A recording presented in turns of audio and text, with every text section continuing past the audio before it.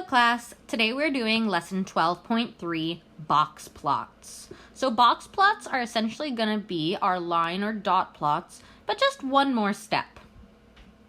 So here's a table. The table shows the number of touchdowns scored by each of the 16 teams in the NFC in a recent year. So first, we plot the data on a line plot. So when we look at this, I see that my smallest piece of data here is 24. So I'm going to cross that off, put a 24. Then I can just go in this order. It's easy. 47. I put that right there. 41. Here. 35. There. 38. Here. 28. Here. 54. If you want to follow along, this is on page 879. So we continue. I did my 49. I do another 49. Let's cross that better. I do a 44. I have a 27, 34, 37, another 44, a 26, and a 36. So there's my numbers on a line plot right there. So now I want to find the median, lower extreme, upper extreme, first quartile, third quartile, and that's it right now. So it's just taking into consideration what we did in chapter 11. So to find the median, once again, we're just going to cross off and get to the middle. Now, the easiest ones to do are the lower extreme and the upper extreme. The lower extreme in this case is the smallest number. It's 24.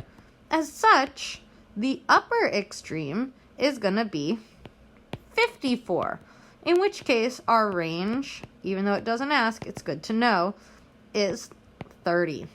Now our median. Let's cross off the numbers as we go along. Cross, cross, cross, cross, cross, cross, cross, cross, cross, cross, cross, cross, cross, cross. Up, we've got an even number, which makes sense because we have an even number of numbers here. So it's between 37 and 38. As we know, between 37 and 38, when we do that, we add them both up, 37 plus 38, and divide by 2. However, it's because they're the same number, they are in order. Our median is 37. I'm going to get rid of all of these lines. Our median is 37 and 5/10. So right here, if we started putting stars on our graph, just like it asks, here's our lower extreme right there. Here's our upper extreme. Our median is right there. It's not in the center. It's in the center. It's at the 3/4 mark between those. So now I got to look at my first quartile and my third quartile.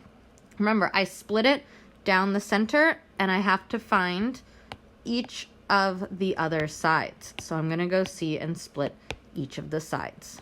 Now, this one has 1, 2, 3, 4, 5, 6. And then we still have these two in the middle, sadly. So now I've got, as my two middle ones, 28. It's hard to see. Here I've got 28 plus 34 divided by 2. What I get for this one is 62 divided by 2, which is 31. So that's what I find as my Q1. So I'm going to put a little mark right there for my Q1. Now, for my other side, that Q3, I'm again going to cross off the data. I've got 1, 2, 3, 4, 5, 6. So I've got these two. My numbers are 44 and 47. I add those up and divide by 2. I'm going to get 91 divided by 2 is equal to 45 and 5/10. Now, you can use a calculator on this. As I said before, when finding mean of anything, you can use your calculator unless stated otherwise. Now, here's a difficult question. What percent of the teams scored less than 31 touchdowns. So less than 31 touchdowns is those right there. So we see that amount of touchdowns. Only 4. How many points did we have? Let's check. If we sorted it into groups of 4, let's see.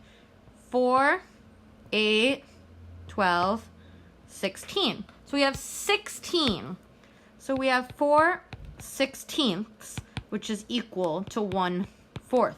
1/4 as a percent is 25%. If you're having trouble remembering fractions, percents, and decimals, go back to the lessons, the chapters earlier. It'll help you. So then what percent of the team scored more than 37.5 touchdowns? So again, we care about percent, but now we care about more than 37.5. So 37.5 is this amount right there. That's our median. So let's count. We've got 1, 2, 3, 4, 5, 6, 7, 8. So we have 8, which makes sense because we have 8 on this lower spectrum. So if we have 8 out of 16, that's 1/2 or 50%. So that's what we see here. Now, that 31, that's our first quartile. So that's 25% of the amount because that's our Q1. Hey, that makes sense. And then here, this one's above our median, which is 50%, because this is where 50% of the data is and 50% of the data is. Isn't that pretty crazy? Isn't that pretty crazy? I forgot to mark on a star, but essentially it would be right there for the Q3. But that's what we're making sense. Between Q1 and the base is 25% of our data. Between Q1 and the median is another 25. Between the median and Q3 is 25, and between the median and the end is 25, totaling of 150 past each median. So here's how we use that information. A box plot, or it's called a box and whisker plot, uses a number line to show the distribution of a set of data by using all of these parts: median, quartiles, and extreme values. A box is drawn around the quartile values, and the whiskers extend from each of the quartile to the extreme data point that are not outliers. The median is marked with a vertical line. The figure below is a box plot. But here, we have a giant outlier, and we'd know that it was an outlier because there is no points between here, 210, and 330. Big outlier. So what box plots do is they separate the data into 4 parts. 1 part, 2 parts, 3 parts, 4 parts. And even though the parts may differ in length, each of those parts, the whisker and the boxes, contain 25% of the data. That giant box in the middle is 50% of our data, just like we learned how between Q1 and Q3 is 50%. So if I looked back at this, let's draw a box plot around this data.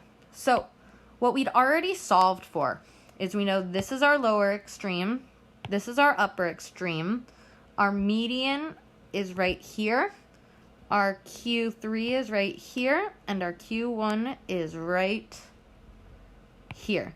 So if I were to draw a box, I would first have part of my box between my Q1 and my median.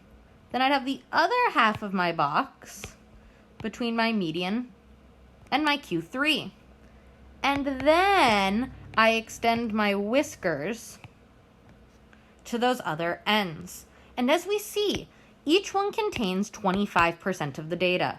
Here's 4 points. There's 4 points. There's 4 points. That little one's escaping a little bit, and there are 4 points.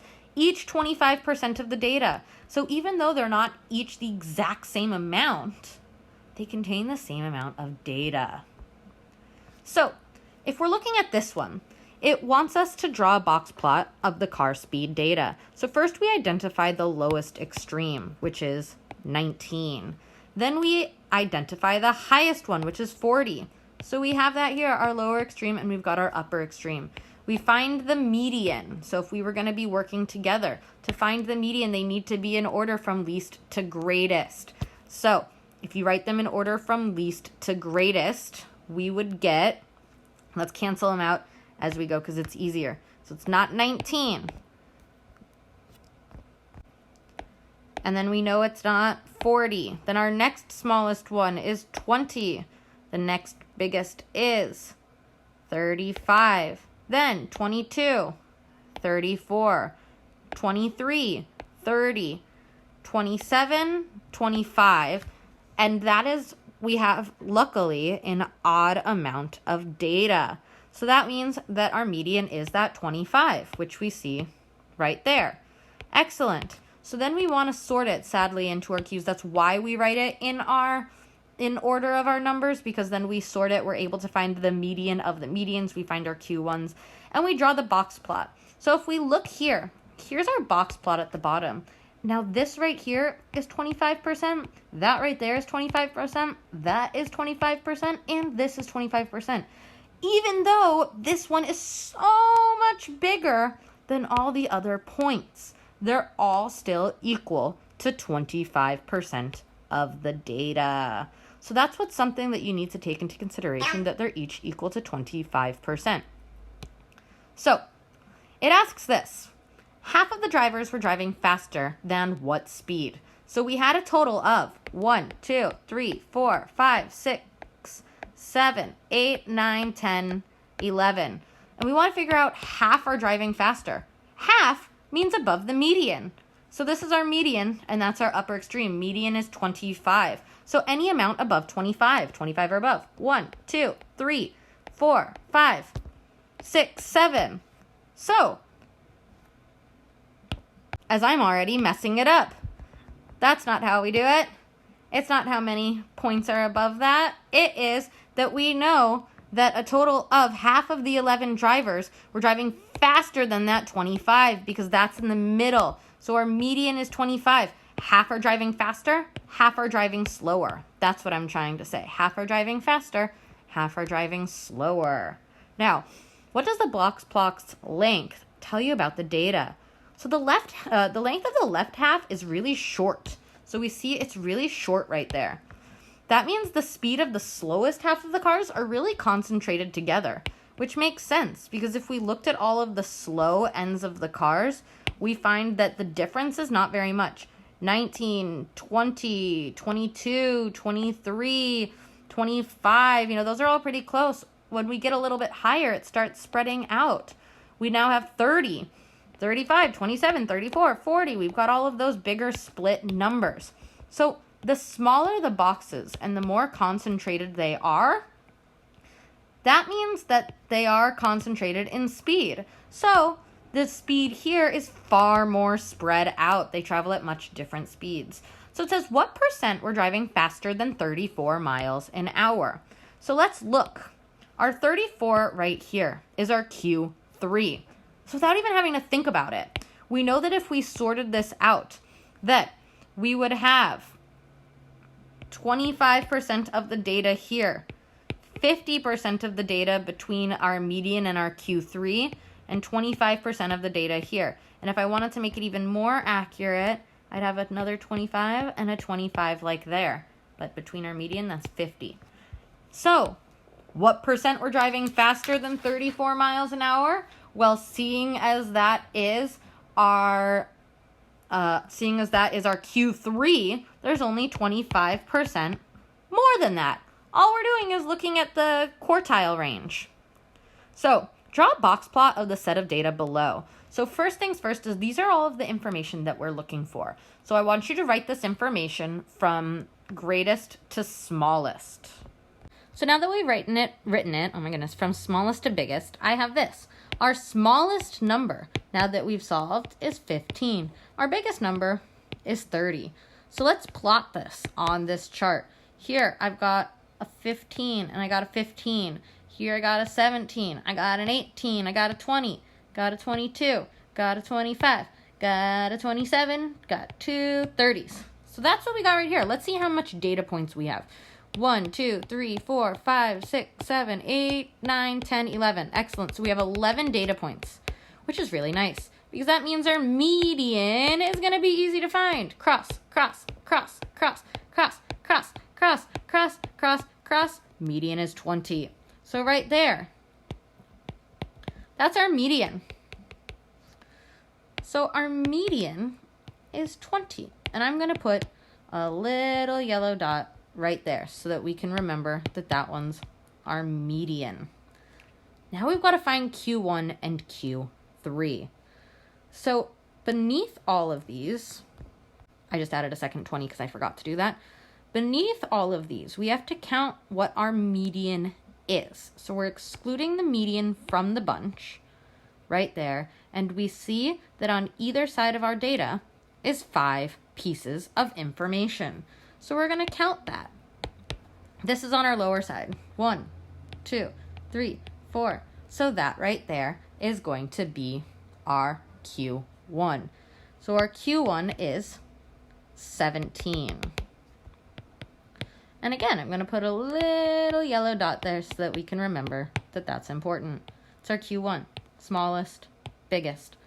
Then our Q3, again, I'm going to do the same thing, above 20. 1, 2, 3, 4. So then our 1 that we get is 27. And we put our little dot there. Excellent. So now we have to complete our box and whisker chart. So I want to make this as nice as possible. So in order to do this, we're essentially just drawing boxes around the information that we've been given. So we already know that that 20 right there is our median. So if I'm going to draw my first box, I know that my median is going to be the space between Q1. Our box starts at Q1 and goes to to the median. So if I was going to draw this, there's my box number 1. Then my next box goes from my median to Q3. And then lastly, I extend my whiskers. And I extend them from this to my extreme values. So there is my box and whisker plot. And what's interesting again about this box and whisker plot is that each piece of this data has 25%, 25%, 25%, 25%, 25%. So all of it is 25%. So here's a better way to look at this. We've got our smallest number, our Q1, our median, our Q3, and the biggest number. And between each of those is 25% of the data.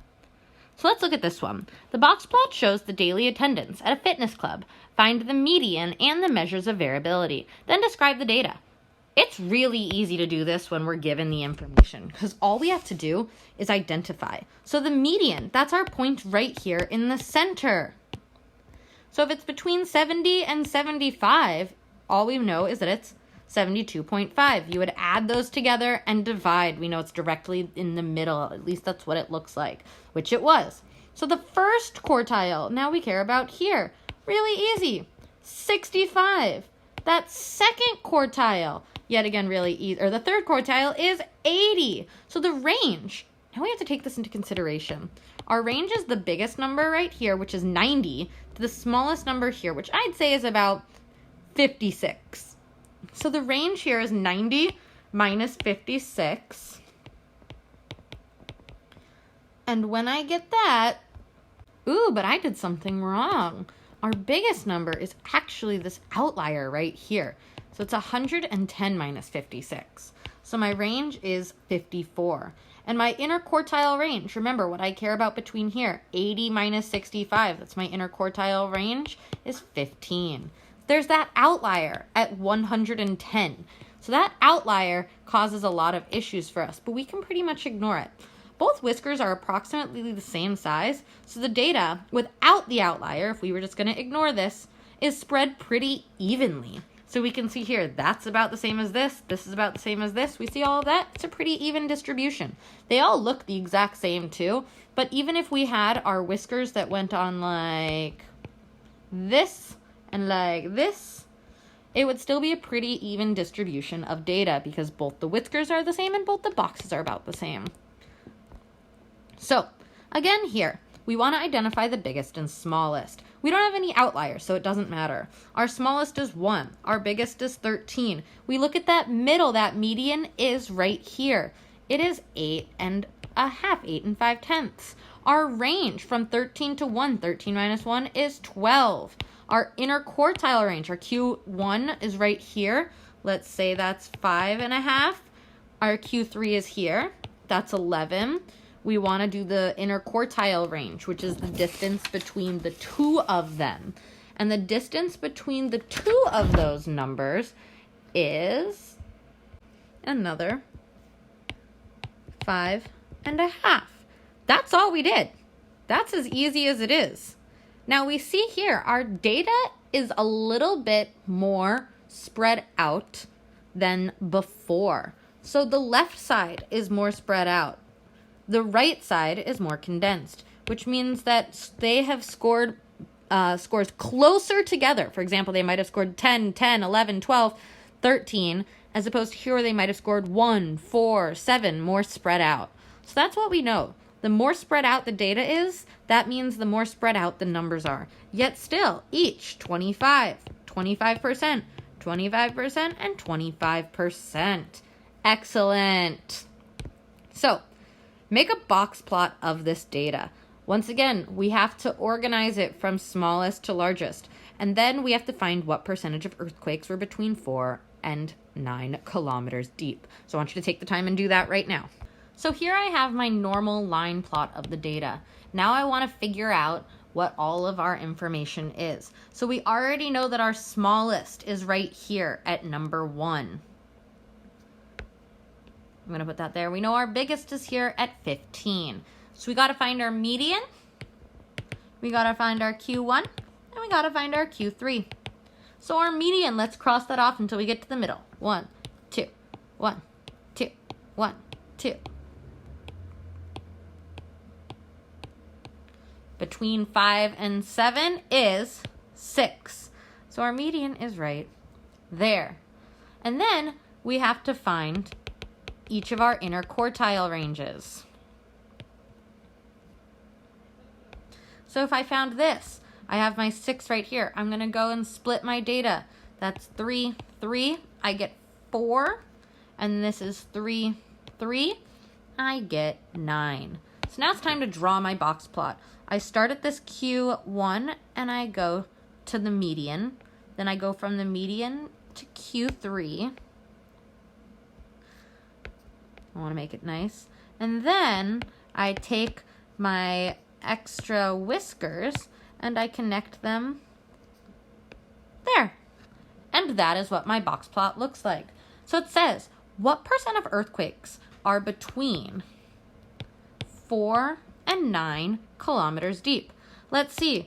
Our 4 starts here and our 9 is here.